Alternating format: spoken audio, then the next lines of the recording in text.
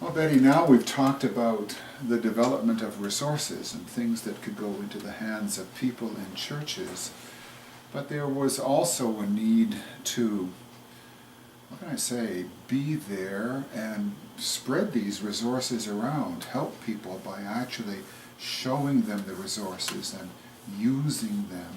And there certainly was that one major resource which has been there right from day one, and that's the prayer and practice workshops.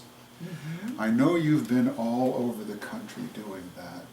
There must be some names of people that you can think of that kind of bring that out.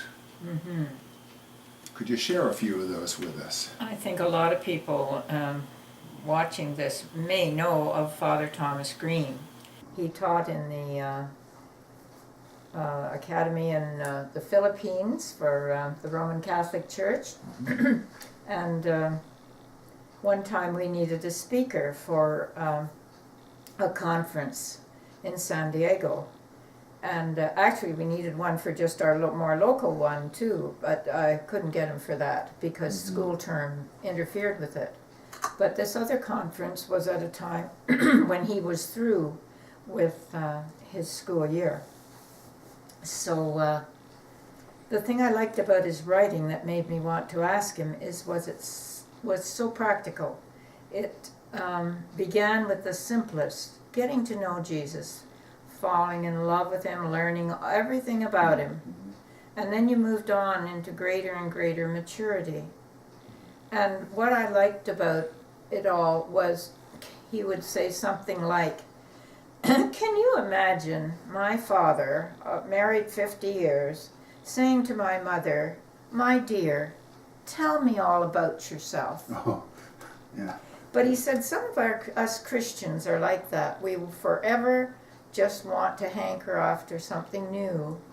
And we haven't really appreciated the quietness of later on when you just know all these things are Mature in place. relationship. Yes, Yeah. and I thought, wow, what a simple but profound expression of something. Mhm. And this is why I liked him, and that's what I thought we should sort of aim for Mhm. in our own spiritual journeys.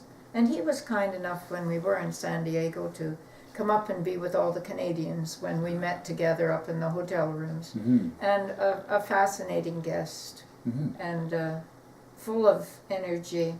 Mhm. I just thought he was a marvelous person to learn from. Yes, he's the one who said too, early Christian growth is like two people falling in love. They just can't get enough information. I thought that was good news. Another person, Elaine DeVoe, was a youth worker in the Bahamas, and she brought one person to our 1980 conference at the Royal York from down there with her. And she said, after the conference was over, I will be back, and each year we will bring more people with us. And I think the last time I remember checking in on all this, not deliberately, just by chance, there were 40 from the Bahamas, and they in turn had invited the conference to go down there, which everyone was greatly in favor of, as you can imagine. So we got down to there. Because of Elaine and another priest who came readily and steadily with her. Another marvelous person that I met was Murray McKay. I hope I've got this right, and there were so many names, but this one was, for me, spectacular. I was staying up with the Nisga'a Indians on the west coast north of British Columbia, doing workshops there, and staying in the home of the Mackays. Both brothers had university degrees, one in education and the other one was in social work. Well, this one, Murray, was, if I've got it right, is in social work. And I listened to what he had to say about the work he'd done. He said, well, actually, I just worked myself out of a job. I have just finished putting in place and with the people on the streets of Vancouver, alcohol treatments and so forth. That's all in their hands now. So a little while later, you don't say anything in a hurry.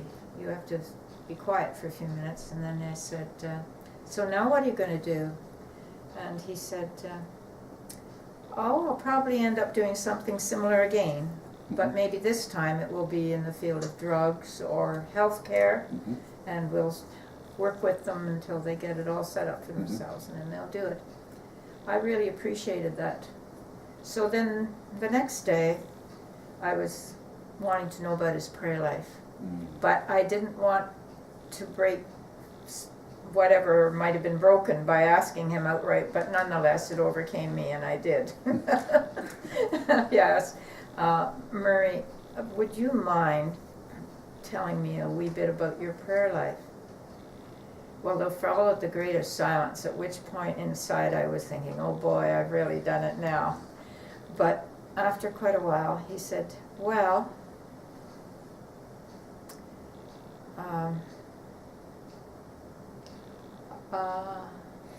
I am saturated with God right now. Blew me away. Yes. So both of us sat there for quite a while in silence. And then I could feel another little thing coming. I thought, oh dear, should I be this nervy? And I said, but Murray, sometimes, Murray, we have bad times in our lives, in our situations. Could you tell me about that? More dead silence. And I thought, oh, I've really done it this time. And after a little while, he said, well, I use those stumbling blocks for stepping stones. So I thought I learned more that day than I had for a long time about prayer life. So this man had something profound to say in two sentences. Wow. 2 sentences. I shall never forget it. Well, there are 2 others that I can think of. One of them is Bishop Sperry, and the other one is a former student of yours, but we'll save that for last. Okay. Tell us about Bishop Sperry. Well, when I lived in Toronto, Bishop Sperry, the Arctic office, was just up the street, a few blocks, and he came down one day and asked about the prayer and practice workshop, and how about doing it up his way in Frobisher Bay, the Gualip now. And so it started to work to that end, and he did the translation of the book, although this was going to be a meeting for the clergy of the Eastern Arctic. But he said they all speak English, but their people don't, so they'd need the book translated. That's why he was doing it. So we did go up there, and for a week, he said, you have the mornings, we'll do that other stuff in the afternoon when people are sleepier. I thought, wow, this is the first person who switched it around. What he felt was the right way. And we have about a minute. Okay. We have about a minute. There is that funny story of a former student of yours. Maybe you can tell us that. At this little meeting in Peterborough, this this young man rather, began to look familiar a wee bit, and I thought, Ronnie Suggett, I think his name was. Well, here he is right in front of me at this little meeting. I couldn't believe he was in at a prayer group meeting. He was one of my former grade 1 students. I have to confess that I'm cheating. I know him. He was at my church, and I remember him looking up as you came in the door, and he said, Miss Merritt? Yes. So anyway, this can lead us back into all kinds of funny directions. Well, anyway, thank you very much for that, Betty.